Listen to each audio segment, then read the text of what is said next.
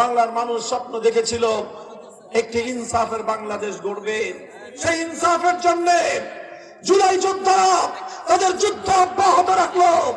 সেই জুলাই যোদ্ধাদের মধ্যে বাংলাদেশের এক উজ্জ্বলতম নক্ষত্র তরুণ জুলাই যোদ্ধা শহীদ শরীফ ওসমান হাদি ইনসাফের পথে লড়াই করতে করতে রাজপথে গুলিবিদ্ধ হয়ে শাহাদাতের মৃত্যুর বরণ করলো, কিন্তু ফ্যাসিবাদের সামনে মাথা নোয়ায় নাই। আপনারা শরীফ ওসমান হাদির নাম জানেন? শরীফ ওসমান হাদির নাম জানেন? শরীফ ওসমান হাদির লড়াই ছিল ইনসাফের লড়াই। শরীফ ওসমান হাদির লড়াই ছিল জুলুমের বিরুদ্ধে মজলুমের লড়াই। শরীফ ওসমান হাদির লড়াই ছিল এক ইনসাফের বাংলাদেশ গড়বার লড়াই। আপনারা জানেন শরীফ ওসমান হাদিকে হত্যা করেছে কে? তার নাম হলো ফয়সাল করিম। ফয়সাল করিম কারাগারে ছিল দীর্ঘদিন, জানেন আপনারা? তারপরে তাকে জামিন করলো একজন আইনজীবী, চিনেন তাকে? আমি তার নাম বলবো না, কিন্তু আজ বাংলার মানুষ জানতে চায় ফয়সাল করিমদের মতো খুনিরা কাদের বদান্যতায় কারাগার থেকে বেরিয়ে এসে আমাদের সোনা সন্তানদের মাথা বিদ্ধ করে খুন করে হত্যা করে বাংলাদেশকে মৃত্যু পরিতে পরিণত করেছে।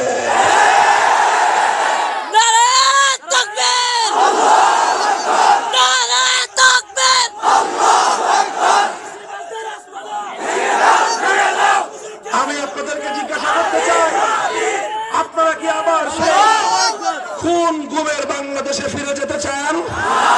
আপনারা কি আবার সেই হত্যাকাণ্ডের বাংলাদেশে ফিরে যেতে চান? আপনারা কি আবার সেই সন্ত্রাসবাদের বাংলাদেশে ফিরে যেতে চান? আপনারা কি আবার দুর্নীতি লুটপাটের বাংলাদেশে ফিরে যেতে চান?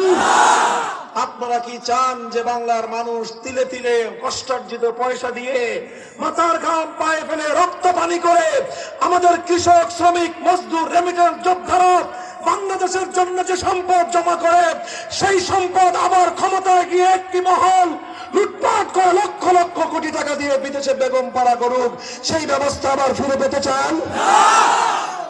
যদি না চান, উপায় একটাই, রাস্তা একটাই, পথ একটাই, 11 দলীয় নির্বাচনী ঐক্যের পক্ষে আজকে বাংলাদেশ জুড়ে যেই গণজোয়ার সৃষ্টি হয়েছে আপনাদেরকেও সেই গণজোয়ারে সামিল হতে হবে।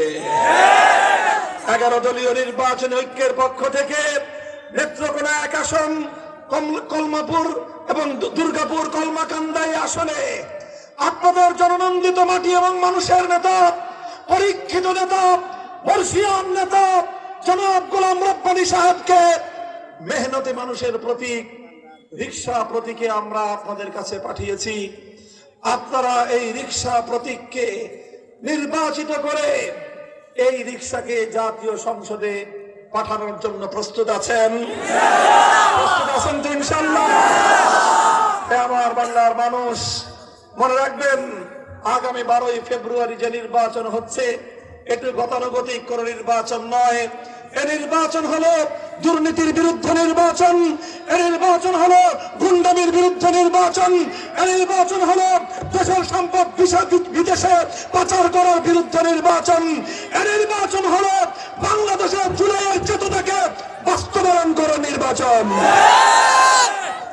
জাতি ধর্ম বর্ণ নির্বিশেষে বিশেষ করে আমি বলবো, এই অঞ্চলে আমার হিন্দু ভাইয়েরা আছেন, উপজাতি ভাইয়েরা আছেন, আপনারা অতীতে অনেক বৈষম্যের শিকার হয়েছেন।